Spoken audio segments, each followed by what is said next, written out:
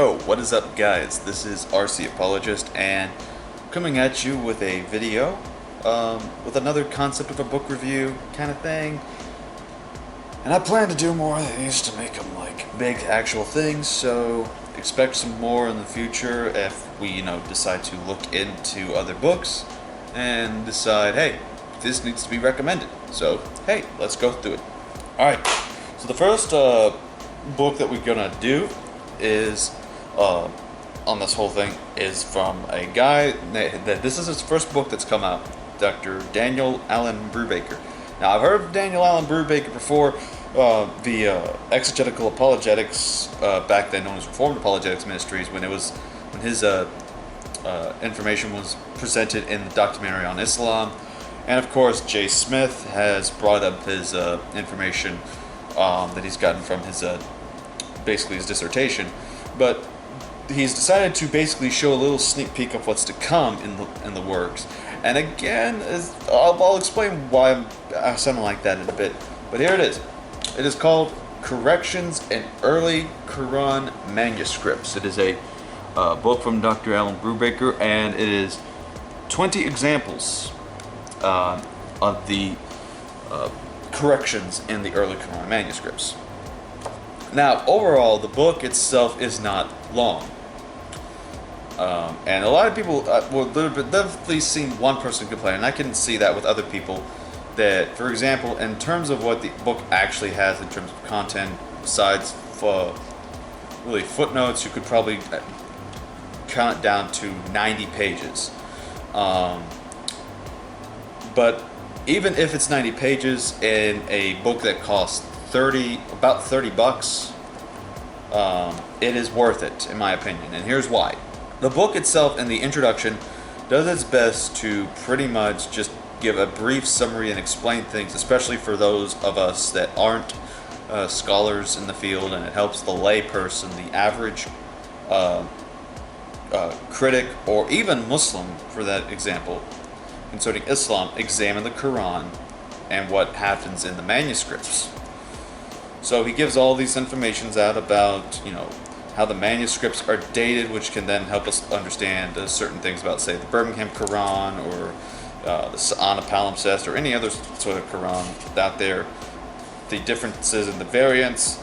And in fact, one thing he actually helps us to explain, at least concerning what he's proposing, the kind of variants that they are, which is very similar to what Daniel B. Wallace has done concerning the New Testament.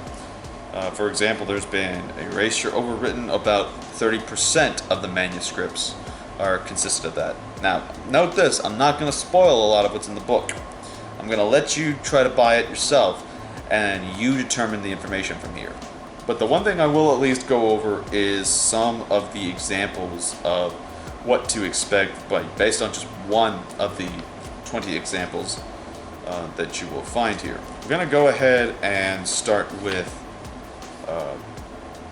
this number one example here, and that is example 1, post-production insertion of a word in a monumental 8th century Quran, which is the Topkapi manuscript. Now, I'm going to try to show the image here without showing off too much of the text, but if you can see right here, that little, hold up, the shadows moving there, right there, that thing right there is the insertion that is being addressed, and it's being like smudged in to the Topkapi manuscript in that particular section.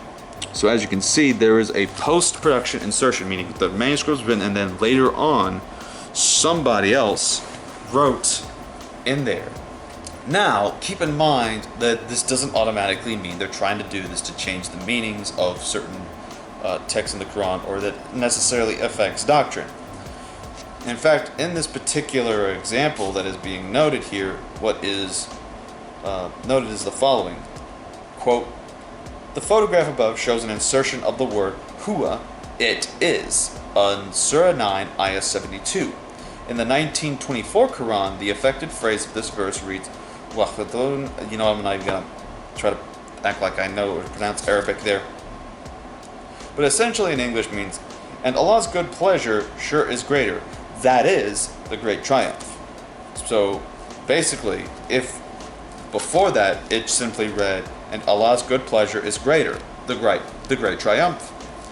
So right there we have some interesting examples of just simply an insertion that was later into the text, which does damage the claim by good Muslims that try to say that there has never been a single change or variation in the Quranic manuscripts, period.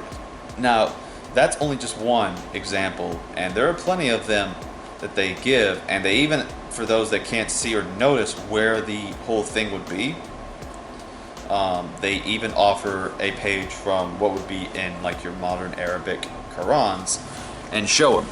So we'll have another one here where at least it shows, hey, look, there's the insertion, and where you could see that insertion would be.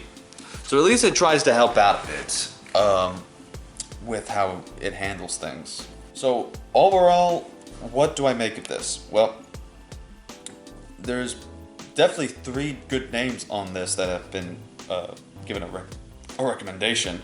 Sorry about that, a little bit of a hiccup. Number 1 is Asma Hilali, who is a Muslim, if I'm not mistaken. And she says that Brubaker has here given a helpful introduction to the body of his research on corrections in Qur'an manuscripts, which is now serving as a reference to a wider group of scholars studying the contours of the Qur'an's early transmission history. And she also did a book on the Sa'ana palimpsest. I'm thinking about getting it and reading it to examine more on it, because I have read or looked into the Sa'ana palimpsest article from the 2 Muslim scholars, so who knows, maybe it's time I hop on to what Asma Hilali has to offer.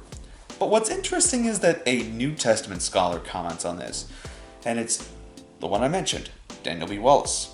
Now, Daniel B. Wallace says, quote, "It has long been popularly asserted that in contrast to that of the New Testament, for example, the Quran's manuscript tradition is pristine and perfect without ever a mark out of place, much less a variation involving whole words or phrases.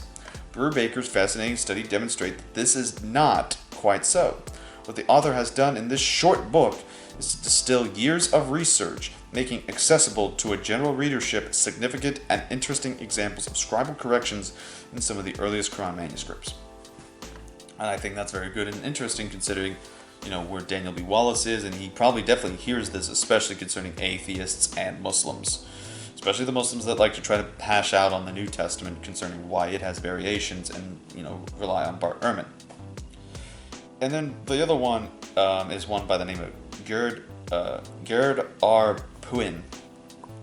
So Gerard Puin, who is saying, quote, "There is a growing activity in editing or presenting early manuscripts of the Quran. It is not an exaggeration to characterize this stadium as the 3rd dimension of the Quran's history. One of the few remaining pioneers in this domain is Dan Brubaker, who discovers the minute corrections on the old parchments. Dan Brubaker's approach is as modest as it is scientifically sound. In addition, he has found a way to lead the reader through a highly sophisticated topic so that familiarity with Arabic is not even necessary to follow his arguments." So it is definitely a good book that I would recommend, and not just to the non-Muslim Christian, but even to the Muslim, I would recommend this. And in fact, he's pretty much like a Bart Ehrman in terms of the Quran, when mostly what he's doing is, at its face value, probably wouldn't be damaging to Islam. But at the same time, it can, and that, in my opinion, I think anyways, at least, does do damage to Islam. So that's of course why I would disagree with him. But then of course you have people like Asma Hilali and the others that are in the references. But anyways, that's all I want to really go over with it, and I would recommend this. It took me 3 or 4 days to read this entire thing and go over the different examples, and honestly, this was well worth the read, and this is definitely something that a Christian, or just anybody in general, wants to have, needs to have, if they are interested in studying and learning about the Quran. So, what are my thoughts on corrections in early Quran manuscripts by Daniel Brubaker? My whole thoughts is simple. Get the research and get this book here. It's worth it. And it may be, in my opinion, a bit much more priced than what its content is, but in terms of the quality, it definitely is worth it, at least concerning the quantity, but it's the quality that matters with what we're seeing. And my friends, this is good quality material. So this has been RC Apologist. Take care.